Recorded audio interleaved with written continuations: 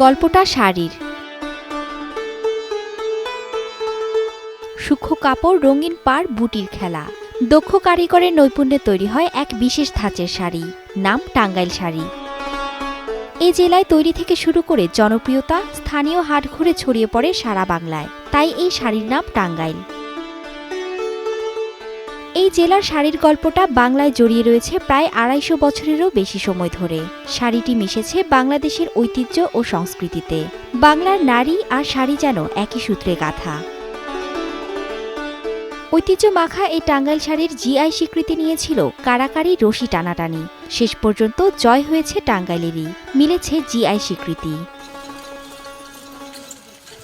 চরকিতে সুতা কাটা, শাড়িতে নকশা করা সহ সব প্রক্রিয়া শেষ হয় হাতেই। টাঙ্গাইলের তাঁতপাড়ায় গেলেই শোনা যায় তাঁতের খটখট শব্দ আর দেখা মেলে তাঁতিদের ব্যস্ততা। আগের আমলে মোটামুটি যখন ছোট সময় কাজ কাম করি মোটামুটি ভালোই চলতো।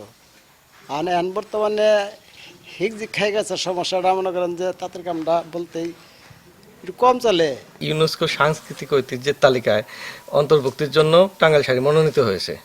সেটা আমাদের জন্য আসলে একটা আশানুরূপ বিষয়, যে আমরা আশা করতেছি এর মাধ্যমে সারা বিশ্বে আমাদের টাঙ্গাইল শাড়ির যে পরিচিতি আছে সেটা আরো অনেক বিস্তার লাভ করবে, আরো বেশি পরিমাণে। আমরা খুবই আশাবাদী যে এই শিল্পটাকে আরো আমরা এগিয়ে নিয়ে যাব। উৎসাহ পাবো, যারা এই শিল্প থেকে চলে গেছে তারাও হয়তো ফিরে আসবে। এই শাড়ির সঙ্গে জড়িয়ে রয়েছে হাজার হাজার তাঁতির সংসার। তাঁতির নকশা, সুতো, বুননের গর্বই আসল ইন্টেলেকচুয়াল প্রপার্টি। ঐতিহ্যবাহী এই শাড়ি এবার জায়গা করে নিয়েছে ইউনেস্কোর ইনট্যাঞ্জিবল কালচারাল হেরিটেজ অফ হিউম্যানিটির মনোনয়ন তালিকায়। এই গর্বটা তাদেরই, আজও যারা কাঠের তাঁতের তালে তালে গায়ের ঘাম ছড়িয়ে সুতো বানিয়ে তৈরি করছেন টাঙ্গাইল শাড়ি। এই শাড়িকে বিশ্বের দরবারে তুলে দেওয়ার জন্য একটা সহযোগিতার সুন্দর একটা হাত পাওয়া যাবে।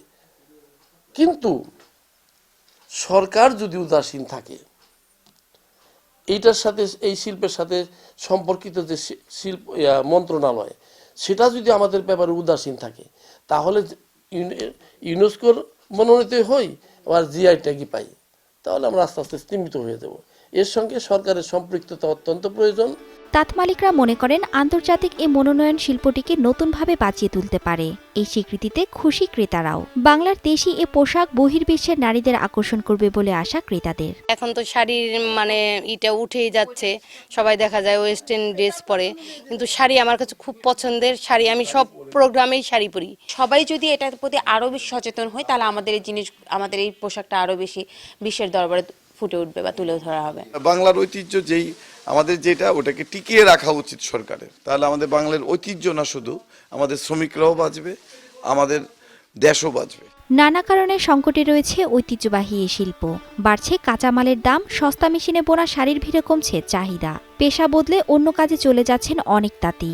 জিআই বা ইউনেস্কোর স্বীকৃতি তাদের গুরুত্ব বাড়ায় ঠিকই, কিন্তু সিন্ডিকেটে আটকে থাকা সংকটগুলো বিদ্ধ করে সুয়ের মতোই। এমন বাস্তবতায় আন্তর্জাতিক অঙ্গনে মনোনয়ন পাওয়া যেমন গর্বের, তেমনি রয়েছে শিল্পটিকে টিকিয়ে রাখার বড় চ্যালেঞ্জও। Desk report, star news.